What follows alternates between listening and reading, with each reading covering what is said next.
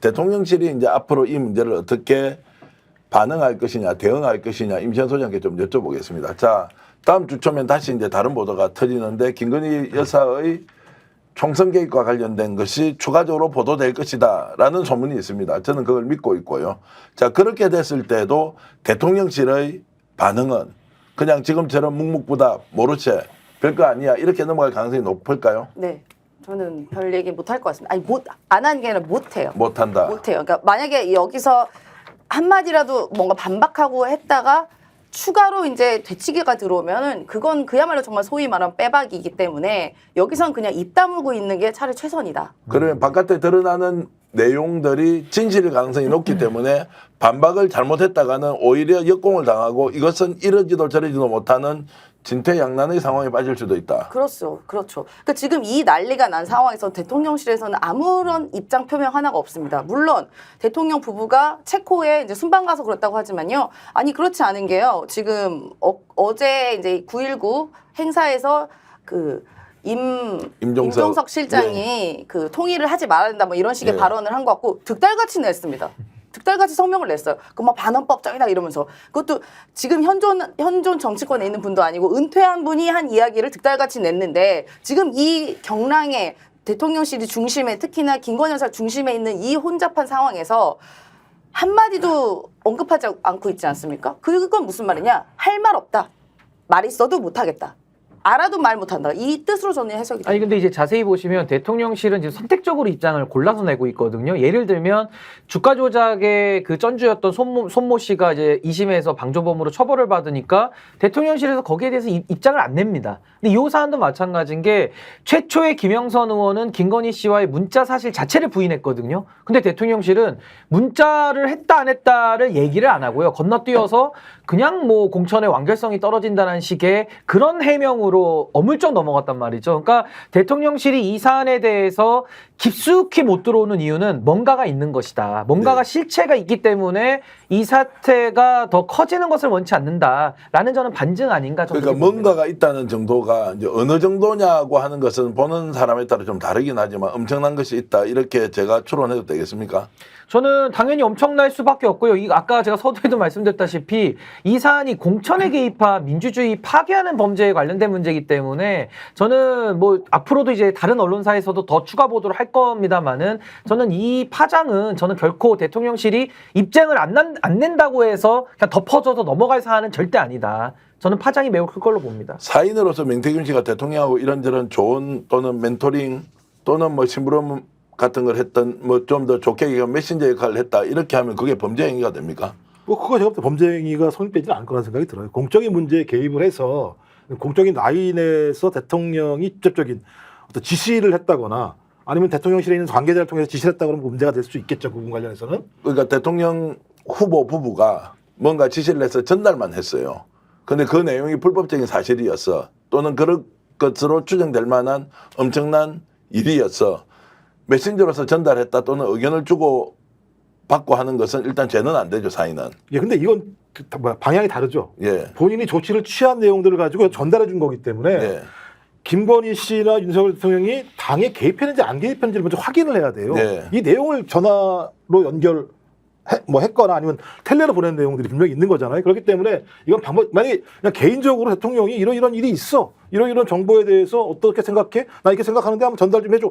이건 제가 볼 때 사인으로서 그러니까 문제가 있기 요거는 때문에. 김건희 씨와 윤석열 대통령은 부부지간이고 어떤 범죄 혐의가 드러난다 그러면 공무원의 선거의 지위를 이용해가지고 영향을 미친 게 이제 아마 될 것이고 박근혜 대통령 처벌 사례랑 유사하거든요. 그럼 윤석열 대통령은 만약에 관여가 됐다 그러면 피해 나갈 길이 없습니다. 왜냐하면 박근혜 대통령 위치에 있으니까요.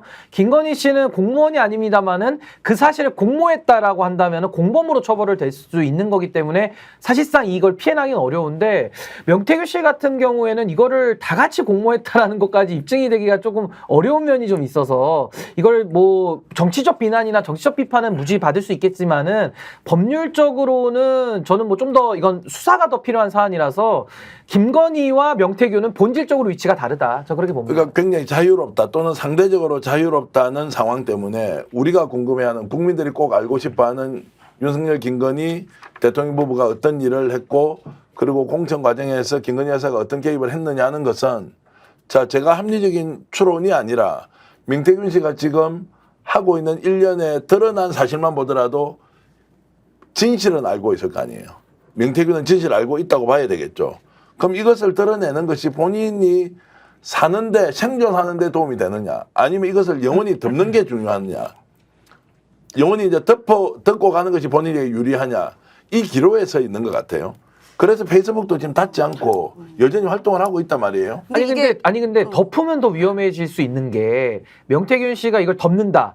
그럼 나중에 가서 윤석열 정부가 어떻게 끝을 맺을지 모르거든요. 그랬을 때 모든 리스크와 부담은 명태균 씨에게 아마 돌아갈 가능성이 높다고 보고요. 만약에 이 부분에 대해서 있는 그대로 사실을 밝힌다라고 한다면은 지금 드러난 뉴스토마토 기사만 놓고 본다면은 지금 사안에서는 명태균 씨는 크게 제가 볼 때 다칠 일은 별로 없고 오히려 그 진실을 이야기를 했을 때는 공무원인 윤석열 대통령과 그 배우자 권력을 가지고 사적으로 이용했던 김건희 씨가 이거는 책임을 지는 거기 때문에 저는 뭐 크게 지금 사안에서는 본인이 용기를 내서 어떤 얘기를 한다 그래서 전 별로 명태균 씨에게는 법적으로 문제될 일은 매우 크지 않다. 문제는 크지 않다 이렇게 봅니다. 그렇게 보면 이제 용산이 오히려 지금은 명태균 대표를 관리를 잘 해야 되는 상황이다. 네, 예, 저는 그렇게 생각해요. 그리고 아마 지금까지의 보도에 나왔던 명태균 씨의 그 통화 내용에 대한 걸 기본으로 한다면 사실 그러니까 단순히 뭐 대통령이 그렇게 말했대, 뭐 김영선 시키라는데 그 한마디만 중요한 게 아니라 그 앞뒤에 있었던 수많은 말들이 있을 겁니다. 이거 용언 압축해서 딱 그 중요한 것만 나왔을 거고요. 그럼 거기에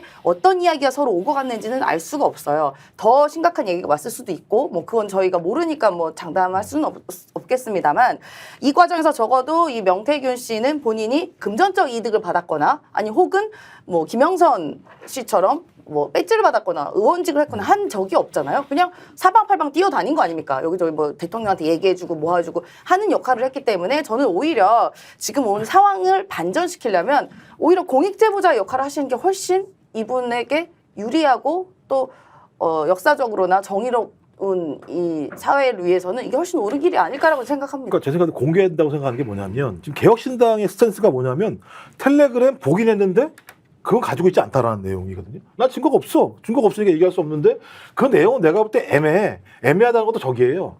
그거만 봤으니까. 아까 말씀하신 앞뒤를 모르겠으니까 애매해. 이렇게 얘기를 하는 상황이죠. 그러니까 떠넘기는 거죠.